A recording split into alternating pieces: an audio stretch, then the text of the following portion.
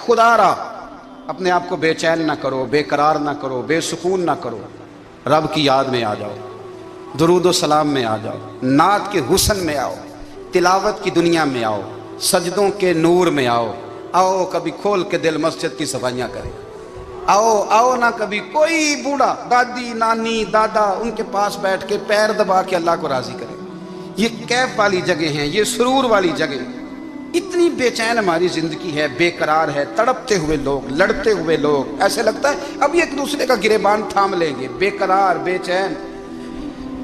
کسی کو انتظار کا کہا جانا کہ 10-20 منٹ کسی کا انتظار کرو، تو بعض لوگ مجھے ایسے لگتا ہے جیسے ان کا کلیجہ پھٹ جائے گا، ڈاکٹر کے انتظار میں بیٹھے ہیں تو بڑے پریشان ہیں۔ کسی کو ملنے گئے ہیں کو آدھا گھنٹہ بیٹھنا پڑ گیا تو بڑی دقت میں ہیں۔ اپنے آپ کو سکون دیں۔ آپ یقین کریں بڑا مزہ آتا ہے، کبھی کسی کا انتظار کرنا پڑے تو 2-4 تسبیح درود شریف پڑھی جاتی ہے، یعنی ذوق بن جاتا ہے کہ چلو اللہ نے موقع دیا ہے، کوئی سرکار کو یاد کر لیں، تنہائی مل گئی۔ ہمارا مزاج جس سختی کا شکار ہے وہ سختی آہستہ آہستہ ہمیں زیادہ آزمائش میں ڈال گئی۔ تو میرے بھائی زندگی میں اطمینان حسن ہے، اور وہ سب سے زیادہ اللہ کی یاد میں ملتا ہے، وہ سب سے زیادہ رب کریم کے ذکر میں، سب سے زیادہ جو چاہتا ہے نا دل ٹھنڈا رہے، زبان میٹھی رہے، وہ مدینے والے محبوب پہ درود و سلام پڑھا کرے، وہ حضور پہ درود و سلام پڑھا کرے، زبان میٹھی رہے گی۔ میرا ذاتی تجربہ ہے کہ جو آدمی اپنے اخلاق سنوارنا چاہے وہ حضور پہ درود شریف پڑھے، جو اپنے اخلاق سنوارنا چاہے، طبیعت کو ٹھنڈا رکھنا چاہے، وہ درود شریف پڑھے، اس کا دل سکون میں آئے گا۔ کچھ کام اور ہیں زندگی میں اطمینان کے لیے، ان کا ہونا بھی بڑا ضروری ہے۔ سب سے پہلے اگر آپ چاہتے ہیں نا زندگی میں سکون ہو تو حقیقتوں کا سامنا کرنا سیکھیں۔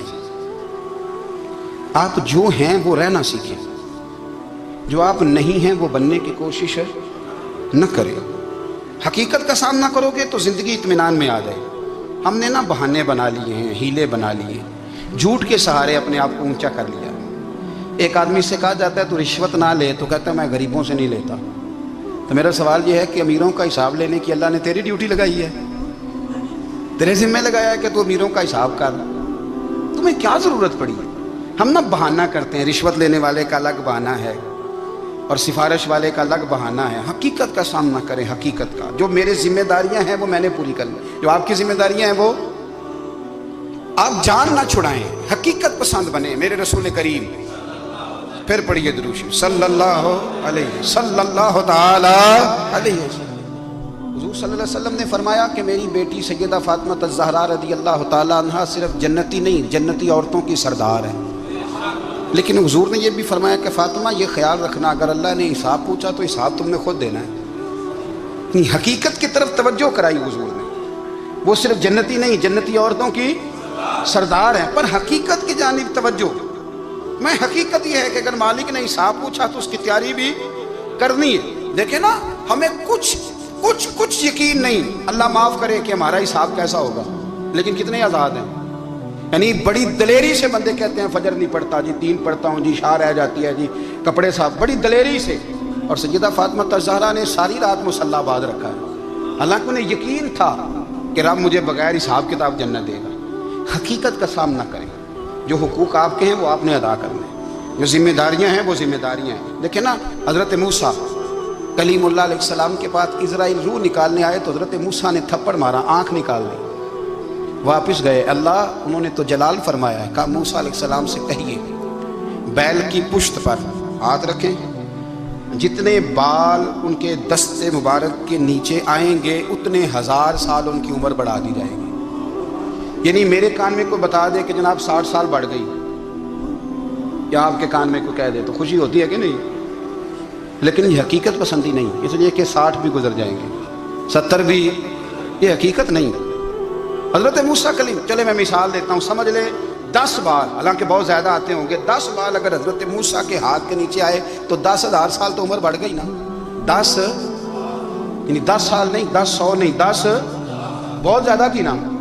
حضرت موسیٰ کلیم اللہ علیہ السلام سے آ کے عرض کیا گیا حضور بیل کی پشت پر ہاتھ رکھیں، جتنے آپ کے ہاتھ کے نیچے بال آئیں گے اتنے 1000 سال عمر بڑھ جائے گی۔ تو حضرت موسیٰ نے حقیقت پسندی والی بات کی، فرمایا پھر کیا ہوگا؟ 10,000 سال کے بعد پھر کیا ہوگا؟ کہ حضور جانا تو پھر بھی ہے، فرمایا پھر ابھی چلتے ہیں۔ اگر جانا ہے نا، جانا ہے تو پھر اگر جانا ہے تو پھر ابھی، اور سجنوں اگر نماز پڑھنی ہے تو ابھی کیوں نہیں؟ اگر داڑھی رکھنی ہے تو پھر رمضان کا انتظار کیوں کریں؟ ابھی کیوں نہیں؟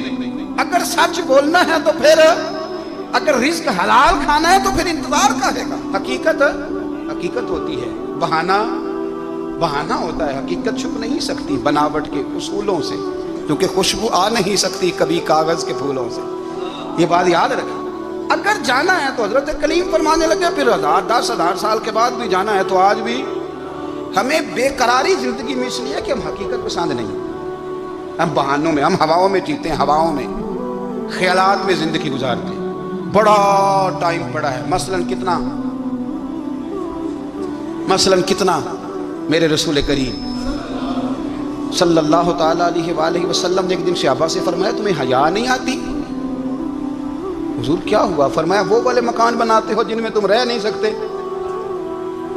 وہ والا مال جمع کرتے ہو جو کھا نہیں سکتے، حیا نہیں آتی؟ اور اس کی حضور حکم کریں تو محبوب فرمانے لگے جوتے کا ایک تسمہ بند کرتا ہوں تو سوچتا ہوں دوسرا بند کرنے سے پہلے موت آ جائے گی، ایک سانس اندر جاتی ہے تو دوسرا آنے سے پہلے میں یاد کرتا ہوں کہ مجھے دنیا سے جانا ہے۔ تمہیں حیا نہیں آتی؟ وہ مکان بناتے ہو جن میں رہ ہی نہیں سکتے، وہ مال جمع کرتے ہو جو کھا، حقیقت پسند نہیں بھائی ہم۔ بہت سارے لوگ ہیں بڑی باتیں سناتے ہیں، بڑی، میں کہتا ہوں اصل میں نا زیادہ باتیں سنا کے نا بیچارہ اپنے آپ کو مطمئن کرنا چاہتا ہے، اصل بات یہ ہے کہ اندر سے نا ہلا ہوا ہے، کچھ بھی نہیں، بڑا زیادہ ہنستا ہے اور مجھے لگتا ہے کہ کوئی گہرا زخم چھپا رہا۔ اس لیے ملمہ سازی، حقیقت پسند بنو، حقیقت پسند۔ یاد رکھنا من ترک صلاۃ متعمدا فقد کفر، میرے رسول نے حقیقت بیان کی، فرمایا جس نے ایک نماز بھی جان بوجھ کے چھوڑی اس نے رب کے رب ہونے کا انکار کیا، اس نے کفران نعمت کیا۔ یہ حقیقت ہے، کوئی کلیریفیکیشن نہیں، کوئی وضاحت نہیں۔ جو نماز نہیں پڑھتا جھوٹ بولتا ہے، غلط بیانی کرتا ہے۔ جو شخص رزق حرام کما کے کہتا ہے کہ اس کے بغیر گزارا نہیں چلتا، وہ جھوٹ بولتا ہے، اس لیے کہ رب فرماتا ہے جب تجھے پیدا کیا ہے تو تیرا رزق میرے ذمہ ہے۔ اللہ فرماتا ہے کہ لا یکلف اللہ نفسا الا وسعہا، میں کسی پر وہ بوجھ نہیں ڈالتا جو اٹھا نہ سکے۔ نماز فرض کیا اس کا مطلب ہے ہم پڑھنے کے قابل ہیں، اس نے ہمارے ذمہ داریاں لگائی ہیں تو مطلب یہ ہے کہ ہم ذمہ داریاں ادا کرنے کے قابل ہیں، ورنہ وہ کہتا ہے میں وہ بوجھ ڈالتا ہی نہیں جو تجھ سے اٹھایا نہ جائے۔ اگر چاہتے ہو کہ زندگی میں اطمینان ملے تو خدا را حقیقت پسند والی زندگی گزارو۔ یہ فضاؤں میں زندہ رہنا، ہواؤں میں، اللہ بڑا معاف کرنے والا ہے، اللہ بڑا کریم ہے، معاف کر دے گا، تو بھئی یہ بات صحابہ کو بھی پتا تھی، یہ اہل بیت کو بھی خبر تھی، تو وہ تو ایک ایک بات کا لحاظ کرتے تھے۔ یہ غوث اعظم کو بھی پتا تھی، یہ ان کے والد کو بھی پتا تھی، جنہوں نے کسی کا ایک سیب کھا لیا تھا تو 12 سال اس کے گھر میں نوکری کرتے رہے، انہیں نہیں پتا تھا اللہ بڑا کریم ہے، معاف کر دے گا، ایک سیب ہی ہے نا۔ تو حقیقت پسندی آپ کو سکون دے گی، اور اگر آپ نے اپنے آپ کو غیر مطمئن کیا ہوا ہے، بات کچھ اور ہے، اور آپ نے اپنے آپ کو ڈال کسی اور طرف لیا ہے، تو پھر آپ کو سکون مل سکتا؟ سکون حقیقت پسندی میں، اصل میں سکون ہوتا ہے، اداکاری میں سکون نہیں ہوتا۔ تیسری بات سنیں، اگر آپ چاہتے ہیں زندگی میں مطمئن رہیں تو دنیا داروں سے امیدیں توڑ دیں، اللہ اور اس کے رسول سے امید وابستہ کریں، اولیاء اللہ سے امیدیں وابستہ کریں، صحابہ اور اہل بیت سے امیدیں، اللہ اور اللہ والوں سے امیدیں، دنیا داروں سے امیدیں۔ آپ کو پتہ ہے دنیا دار کی تباہی کب ہوتی ہے؟ جب انہیں خوش آمدی مل جاتا ہے۔ چودھری کا بیڑا اس وقت غرق ہوتا ہے جب اسے چودھری کہنے والے زیادہ ہو جاتے ہیں۔ سیٹھ صاحب اور نواب صاحب بیچارے تباہ تب ہوتے ہیں بھولے پن میں، جب ان کے دائیں بائیں ریلا ہوتا ہے سیٹھ صاحب کہنے کا، لوگ انہیں کھانا چاہتے ہیں، پیار ان کا نہیں ہوتا، ان کی جیب کا ہوتا ہے، محبت ان سے نہیں ہوتی، ان کی کرسی سے ہوتی ہے، ضروریات کا پیار ہوتا ہے، تباہ کر دیا جاتا ہے۔ ہماری ساری توقعات دنیا داروں سے وابستہ ہو گئی ہیں، ناراض نہ ہونا۔ پیروں نے، مولویوں نے، درویشوں نے، انہوں نے بھی سیٹ رکھے ہوئے جلسوں کی صدارت کرانے کے لیے، یعنی مذہبی جلسہ ہے، اس میں بہت زبردست پڑھے لکھے صاحب تقوی عالم کا خطاب ہے، اور کی صدارت وہ بندہ کر رہا ہے جس نے عشاء کی نماز بھی نہیں پڑھی، وہ بندہ صدارت کر رہا ہے، کیوں؟ اس لیے کہ اس نے لاکھ روپیہ دیا محفل میں۔ خدا را دنیا داروں سے امیدیں چھوڑ دیں، ورنہ آپ کمزور پڑ جائیں گے، آپ کی امیدیں ٹوٹیں گی۔ کتنا کمزور ہے وہ شخص جو 2-4 ہزار کے لیے کسی بندے کی چاپلوسی کرتا ہے، اس کے پیچھے بھاگتا ہے، خوش آمدیں کرتا ہے، تھوڑے سے نوٹوں کے لیے، दुख सुख में काम आएगा, इस काम के लिए। मेरे रसूल करीम अलैहिस्सलाम ने फरमाया, जिसने बंदों को राजी करते करते रब को नाराज कर दिया, उसकी दुनिया भी गई और आखिरत भी गई। और फरमाया, जिसने बंदों की परवाह नहीं की, अल्लाह को राजी किया, फरमाया अगर रब राजी हो गया तो लोगों के दिलों में भी मोहब्बत पैदा फरमा देगा। क्या ज़रूरत है खुशामद करना दुनियादारों की, सेठों की, नवाबों की, चापलू। और मैं आपको एक बात बताऊं, होता पता क्या है, ये जो हुब्बे जा और हुब्बे बा होती है ना, इससे पेट नहीं भरता। आपको अगर खुशामद करनी है तो फिर आपको सारी ज़िंदगी करनी है। फिर उनको भी पता होता है कि ताल्लुक़ किस बुनियाद पर है। इसमें कभी भी खुलूस पैदा नहीं होता। आप बेचैन रहते हैं, बेकरार रहते हैं, आपको तकलीफ़ रहती है हमेशा। कभी भी दुनियादारों से उम्मीदें वाबस्ता ना करें। एक बात सुने बड़ी शानदार, इमाम गज़ाली ने लिखी है। इमाम गज़ाली फरमाते हैं कि हारून रशीद ना हज करके वापस आया बगदाद में, तो कोने में हज़रत बहलोल दाना बैठे थे। रश बहुत था, मजमा बड़ा था। हज़रत बहलोल दाना भी सड़क के किनारे बैठे थे। तो सिपाही कहने लगे यहाँ से उठ जाओ। फरमाने लगे, हारून रशीद की ज़मीन नहीं, ज़मीन मेरे रब की है, मैं क्यों उठूँ। वो करीब से गुजरा तो सलाम ली, तो आपने उसका प्रोटोकॉल देखा तो फरमाने लगे, हारून रशीद तुझसे तगड़े तगड़े मोटे मोटे प्रोटोकॉल मैंने लोगों के देखे हैं, और ये जो तेरे दाएं बाएं आज तेरे नारे लगा रहे हैं, ये पहले उन लोगों के नारे लगाया करते थे। और थोड़ा वक्त गुजरने दे, जो तेरे बाद आएगा ना, ये सारे फिर उनके नारे भी लगाएंगे।